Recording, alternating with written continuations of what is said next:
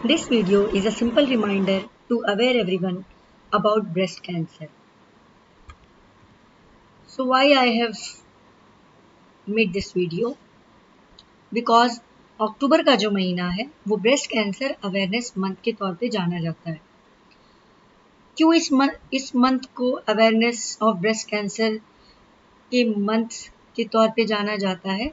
Because जो breast cancer burden awareness या campaign चला था टू प्रिवेंट और फॉर अर्ली डायग्नोसिस पर्पस, वो अक्टूबर के ही मंथ में चला था बाय अमेरिकन कैंसर सोसाइटी ने इससे चलाया था।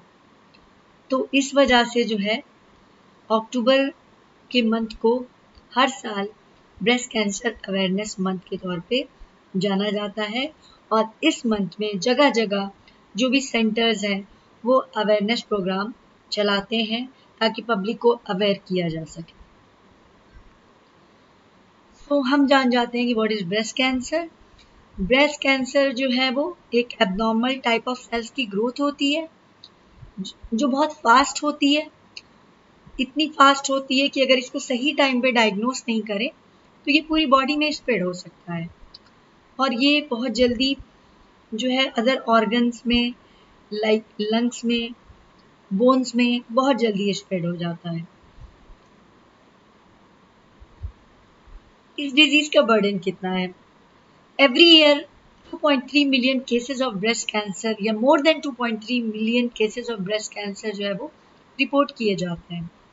इन 2020 का जो सर्वे है वो ये कहता है कि 2.3 मिलियन वुमेन जो है वो ब्रेस्ट कैंसर से डायग्नोज हुई और 6,85,000 की जो डेथ हुई वो ड्यू टू ब्रेस्ट कैंसर की वजह से हुई globally. This is a global report and in 95% of countries breast cancer is the first or second leading cause of female cancer deaths.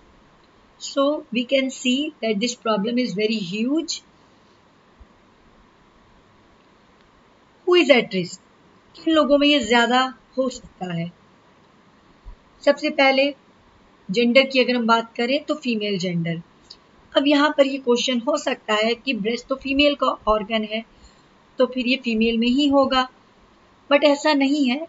Very rarely mail में भी breast cancer हो सकता है but mostly ये फीमेल में ही होता है। जैसे जैसे एज बढ़ती है so age is also a risk factor. Increasing age like 35 के बाद चांसेस बढ़ने लगते हैं और 40 या 50 के बाद अगर किसी को ब्रेस्ट में लंप फील हो रहा है तो बहुत ज़्यादा पॉसिबिलिटी है कि वो मैलिग्नेंट ग्रोथ या कैंसर की ग्रोथ हो सकती है।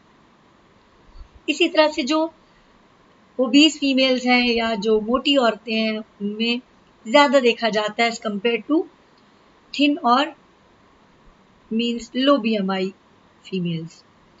अगर किसी की फैमिली में पॉजिटिव हिस्ट्री है ब्रेस्ट कैंसर की लाइक मदर में, खाला में, मासी में, नानी में, तो चांसेस जो है वो ज़्यादा होते हैं अगर पॉजिटिव फैमिली हिस्ट्री है तो।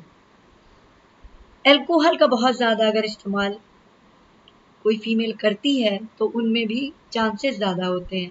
इसी तरह से स्मोकिंग भी अगर कोई ज़्यादा करती है फीमेल तो उसमें भी चांसेस ज़्यादा होते हैं।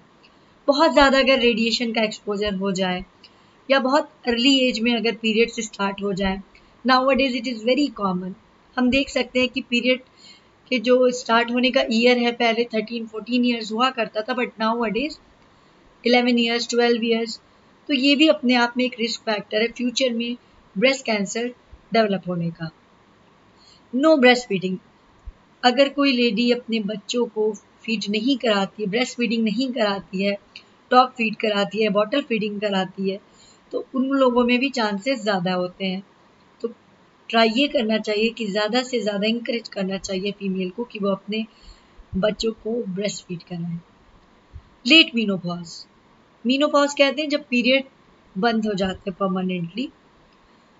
तो लेट मीनोपॉज मीन्स अगर किसी का पीरियड बहुत लेट एज में जाके बंद होता है। जनरली जो मेनोपॉज होने का टाइम होता है that is somewhere between 45 to 50 years, but अगर किसी को 55 ईयर्स पे या 56 ईयर्स पे मेनोपॉज हो रहा है तो उन फीमेल्स में भी मैलिग्नेंसी के चांसेस ज़्यादा होते हैं।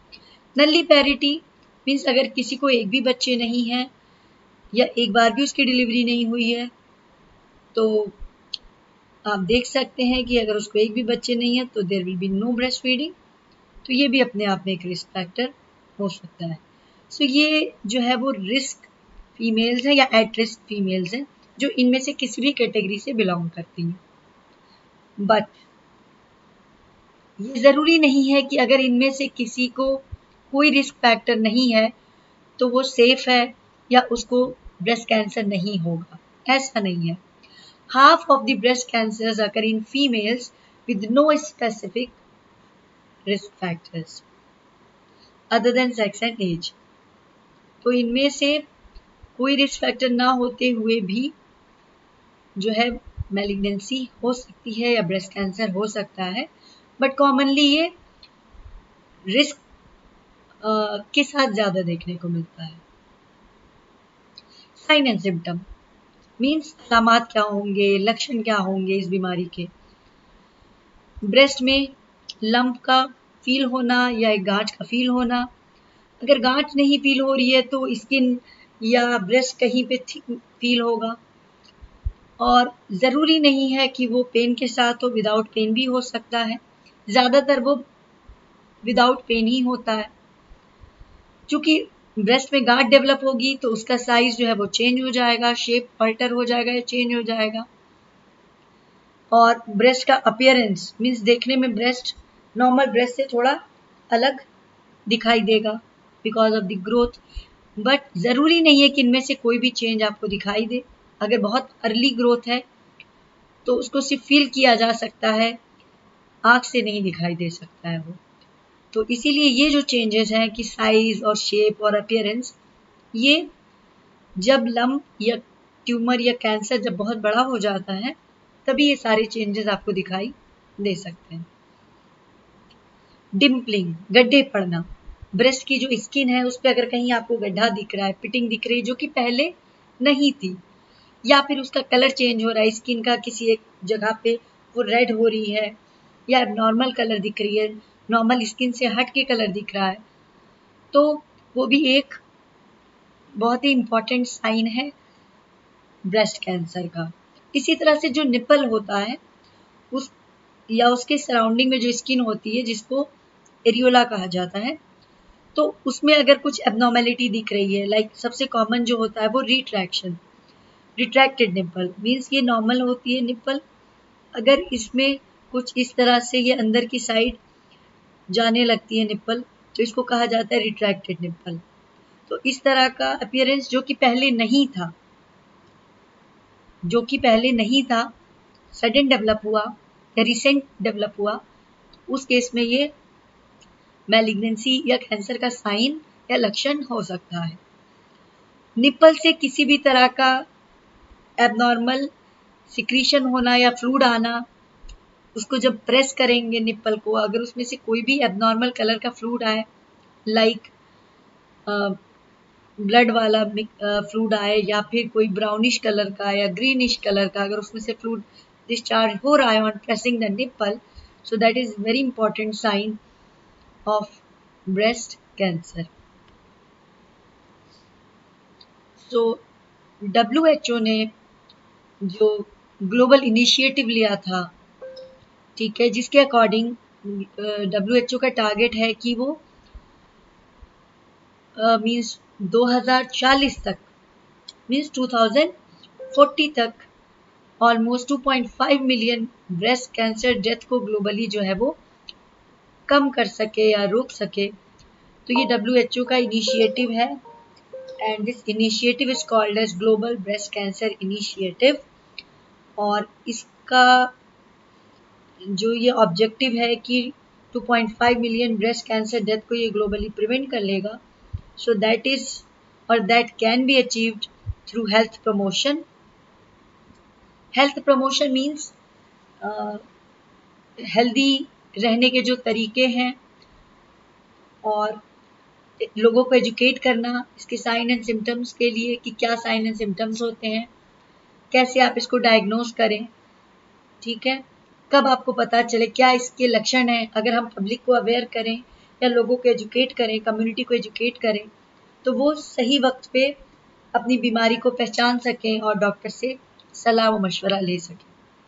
तो हेल्थ को प्रमोट करना ताकि अर्ली डिटेक्शन कर सकें, और जब अर्ली डिटेक्शन होगा तो फिर टाइम से ही हम उसको डायग्नोज कर पाएंगे और प्रॉपर वे में सही टाइम पे प्रॉपर मैनेजमेंट हो पाएगा, जिससे सर्वाइवल रेट जो है वो ज़्यादा अचीव होगा।